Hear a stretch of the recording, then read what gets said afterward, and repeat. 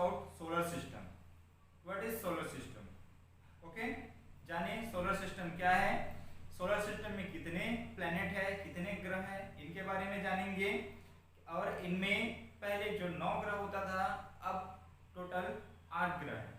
एक ग्रह गया कहाँ और उस ग्रह को इस फैमिली से बाहर क्यों किया गया, वो जानेंगे। देखते हैं कि इस प्लैनेट में ऐसा क्या क्या है। सबसे पहले there are only 8 planet not 9। ये हमने पॉइंट देखे, इस पॉइंट में डिस्कस करते हैं। सबसे पहले यहाँ पर ये सोलर सिस्टम के जो फैमिली है उसमें प्रेजेंट जितने भी प्लैनेट है, प्रेजेंट प्लैनेट को हम डिस्कस करेंगे और जानते हैं कि इस प्लैनेट में क्या क्या है। सबसे पहला तो है सन।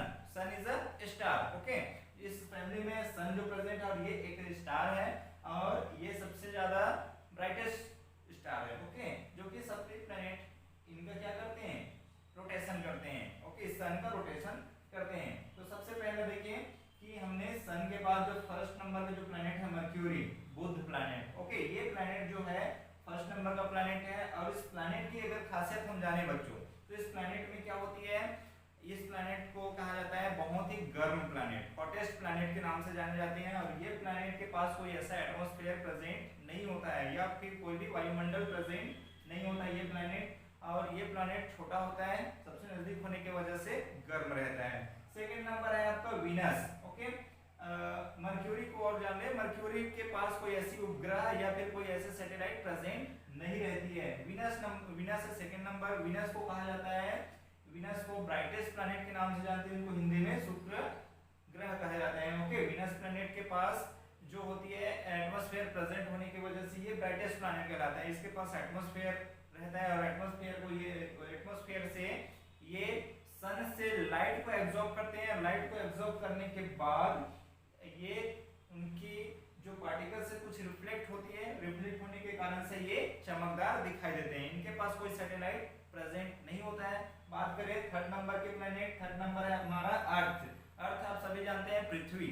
पृथ्वी में हम सभी निवास करते हैं और पृथ्वी में क्या प्रेजेंट है, अर्थ में ऑक्सीजन एंड वाटर प्रेजेंट है, जिसकी वजह से हम जीवित हैं। अगर ये नहीं रहता, ओके, ऑक्सीजन या फिर जल नहीं रहता बच्चों, तो क्या होता, ओके, हम लाइफ की संभावना या पॉसिबिलिटी नहीं कर सकते। इनके पास एक सैटेलाइट है जिसका नाम है मून और ये भी सूर्य का चक्कर लगाते हैं और ये अपनी चक्कर 365 दिन में एक चक्कर पूरा करते हैं, जिनको कहते हैं हम एक क्या बोलते हैं 1 ईयर, 1 साल पूरा करते हैं। ओके, और ये अपने ऑर्बिट पर, ये कहलाता है ऑर्बिटर, ये लाइन कहलाता है आपका ऑर्बिटर, इस लाइन को ऑर्बिटर बोलते हैं। और ये अपनी लाइन पर घूमता है तो उसको बोले जाते हैं ऑर्बिट। ओके, अपनी जगह पर एक्सिस पे बैठे हुए हैं और वहीं पे वे दिन रात जो रोटेशन करते हैं, एक चक्कर एक 24 आवर्स में पूरा करते हैं और उसको कहा जाता है दिन रात होते हैं, इसको रोटेशन बोलते हैं। और जो यहाँ 365 डे में जो एक रोटेशन पूरा करते हैं, रिवॉल्यूशन बोलते हैं उसको, और उस रिवॉल्यूशन के कारण से ही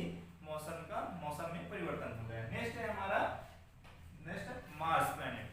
मार्स प्लैनेट के बारे में जाने कि मार्स प्लैनेट क्या है। ओके, मार्स प्लैनेट को हिंदी में मंगल ग्रह के रूप में जानते हैं। ओके, मंगल ग्रह की इनकी खासियत क्या है, ओके, इनको रेड प्लैनेट के नाम से जानते हैं बच्चों। ओके, ये रेड प्लैनेट है और इनके पास 2 सैटेलाइट प्रेजेंट है। इनकी जो उपग्रह की संख्या है वो 2 है और इनके पास ये जो कुछ वायुमंडल इसके पास भी प्रेजेंट है, जिसकी वजह से ये रेड कलर दिखाई देता है, क्योंकि सूर्य की रोशनी को एब्जॉर्ब करने पर ही ये इनकी जो चमक है या इसमें कुछ ब्राइटनेस जो आती है वो उसका कारण है। ओके, सनलाइट की वजह से। नेक्स्ट है हमारा जुपिटर। इसको हिंदी में कहे जाते हैं बृहस्पति ग्रह, इंग्लिश में जुपिटर प्लैनेट। और ये जो है हमारा 5th नंबर का प्लैनेट है बच्चों और इनके पास जो सैटेलाइट की संख्या है 28। ओके, और इनकी खासियत क्या है जानिए। ओके, जुपिटर को कहे जाते हैं बिगेस्ट प्लैनेट। ओके, इनको बिगेस्ट प्लैनेट के नाम से जानते हैं और इसके पास कुछ शाइनिंग भी होती है और उस शाइनिंग का रीजन है कि इसके पास भी एटमॉस्फेयर प्रेजेंट रहती है। तो ये रहा हमारा जुपिटर। ओके, जो कि आपका 5th नंबर का प्लैनेट है। फिर आता है नेक्स्ट सैटर्न। सैटर्न जो है आपका 6th नंबर का प्लैनेट है, इसको हिंदी में शनि के नाम से जानते हैं। ओके, इनको शनि ग्रह के नाम से जानते हैं और इनके पास 3 रिंग प्रेजेंट रहते हैं। They have 3 rings. ओके, जो कि बहुत ही इनकी सुंदरता को बढ़ा देती है। और इनके पास जो उपग्रह, ये सैटेलाइट की जो संख्या है, सैटेलाइट का नंबर है 30। ओके, सैटेलाइट, 30 इसके पास प्रेजेंट है। और नेक्स्ट है हमारा यूरेनस, 7 नंबर है यूरेनस। इनके पास सैटेलाइट की जो संख्या है वो है 21। और ये जो होती है इनके पास, ये डिस्टेंस में होने की वजह से छोटा दिखाई देता है, क्योंकि इनका एक रीजन है, देखिए कि शनि जितनी दूरी पर है, इनकी डिस्टेंस सन और सैटर्न की जितना डिस्टेंस है उससे डबल दूरी पर कौन है, यूरेनस प्रेजेंट है। ये छोटा ग्रह है और इनको टेलीस्कोप के द्वारा देखा गया। जब टेलीस्कोप का आविष्कार नहीं हुआ था तो यूरेनस और नेपच्यून नहीं मिले थे हमें। टेलीस्कोप का आविष्कार करने के बाद वैज्ञानिकों ने यूरेनस और नेपच्यून को ढूंढे। नेक्स्ट है हमारा नेपच्यून। नेपच्यून के पास 8 सैटेलाइट प्रेजेंट है।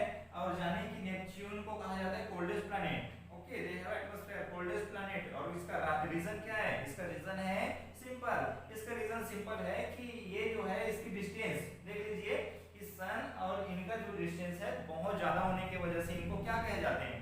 इनको कहे जाएंगे कि ये बहुत ठंडे हैं और ये ठंडा ग्रह होगा क्योंकि ये दूर में, हॉटेस्ट प्लेस के दूर में है। तो ये रहा हमारा सोलर फैमिली और सोलर सिस्टम के बारे में हमने जाने। तो इस तरह से टोटल 8 प्लैनेट है बच्चों। अभी प्लूटो को बाहर क्यों किया गया ये जाने।